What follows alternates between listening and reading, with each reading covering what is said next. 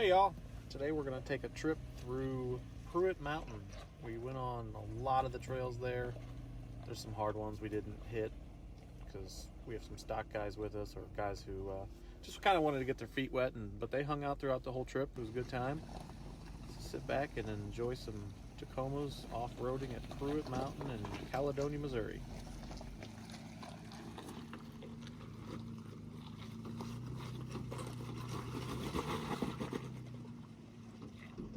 Now I'm going to talk over these trucks in the background wheeling behind me, but the main part of this video is I got new tires, new 37s.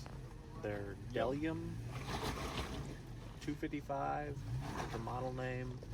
Heard really good reviews on them from the place I ordered them from, so I decided to take a chance. They were like $900 for a set of 4. Couldn't beat it. I do like to save money, so got those things installed and actually made it up a spot later on in this video that you're going to see that I broke a CV on before because of too much wheel speed. The tires were trash. They were also worn down, so can't discard tires all the way, but aired down to about 10 pounds throughout this whole trip. The tires just performed awesome. They performed awesome last time in the snow. They performed awesome in the mud, except for when I got stuck, but I don't think that's really the tire's fault. And the frame is sitting on mud and ice and all that stuff. So pretty happy with the tires. They've been great, and they perform awesome. Aired down, even on wet roads. I mean, I can do the speed limit with them, no problem, without worrying about sliding out the corners and stuff like that. So that's pretty cool. And all them loud bangs and pops that you hear are sliders, bumpers, skid plates banging off of stuff. The white Tacoma back there, he did smash into a rock with his front skid plate. Don't think it did any damage. Wasn't there. I'm sure he's taken it off by now, but I don't think it did. It's the same skid plate I was running for a long time, and I beat it to heck. But it just goes to show you that armor is very important, even if you just do sliders and skids right off the bat. That's your biggest thing. You can hang with most of the guys as long as you're taking it slow and listening to people, listening to your spotter and stuff like that.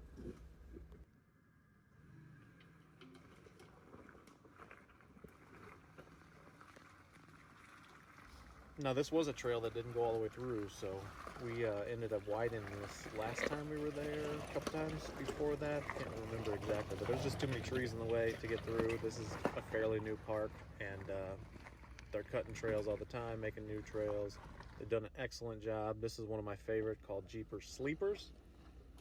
Now, this is the spot where I've broken CVs, been hung up. I've failed multiple times on this. And if you notice, this time I said I'd give myself 3 chances. At the 3rd chance, I did walk right up it, which was awesome. But I focused more on low speed, letting the tires do the work, not trying to get wheel speed to get up it and just breaking stuff, which is what I want to do anyway. But sometimes when you're in the heat of it and your buddies are around, you just want to floor it, which is not a good idea. If you can see that ledge to the right of the video, that's like a 6 to 8 foot drop, almost straight down right there. It's a pretty steep incline. I'll show you the whole view of it once get the truck to the top. Bump it a little bit. But then you got my Jeep buddy who's filming right now. He's telling me to floor it, and that's what we're trying not to do here. We want to get up it nice and easy. Make it look like it was never hard at all. That's what it did right there. So no broken CVs, no problems. Went right up it. Of course, you get a little excited about that. I think you made it. I fucking made it!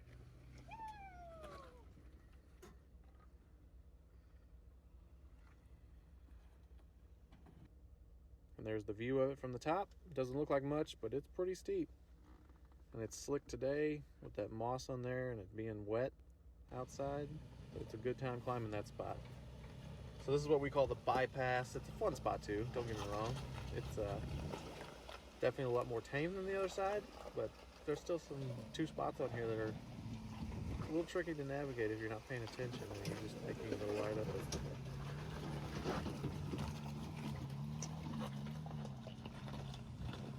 So my main point would be tires. Tires take you a long way. They can get you a lot further. I've had multiple different sets of tires on this truck. I've tried this same hill with 3 different sets of tires now, and the third one being able to get me right up it without an issue and not breaking anything.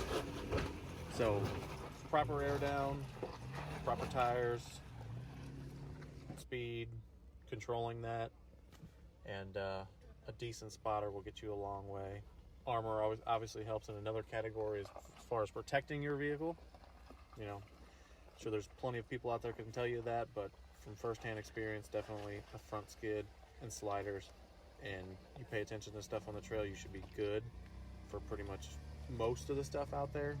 Now, if you're going to get insane, you guys can do your research on that and figure out how to protect your truck or your car, or whatever you're sending out there. I've seen some cars out there and it's nuts.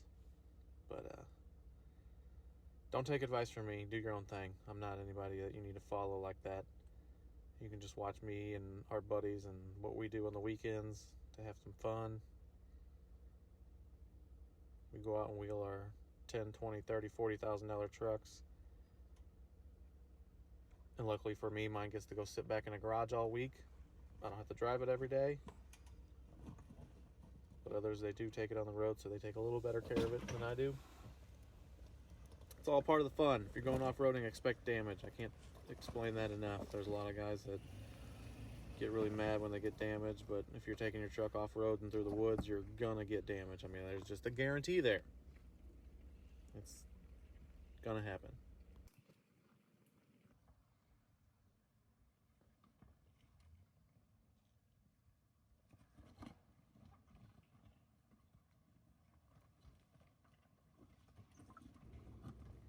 This spot was nothing crazy. It just looked cool coming down, and I knew there would be some diffs hanging up. There would be some skid plate, some sliders getting banged around on these rocks that are sticking up. You'll see the third gen coming up with the stock skid plate. Same one I just took off of my truck. Come down pretty hard on a rock and kind of V-shapes it. But like I said, I don't think he did any damage behind the skid plate. I think he just bent his skid plate up, which I've done in the past and didn't do any damage to. So I know the feeling. Luckily now I have a full length front skid plate that's actually thick, and it protects things from warfab. They're kind of like the go-to for the armor on the truck now, just because I've bounced it off of so many rocks and hit so many things. And here is the skid plate right there. Looks like it hurt, but it didn't. Just all the more reasons to have the proper protection underneath your truck.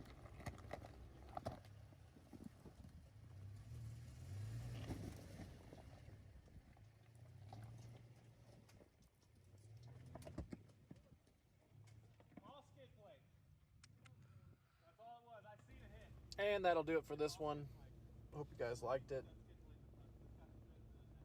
We have a lot of fun at this park. This park was, like I said, fairly new, so the trails were not cut when we first started coming here. But since then, it's gotten better and better. The trails have gotten longer, cleaned up more obstacles to climb.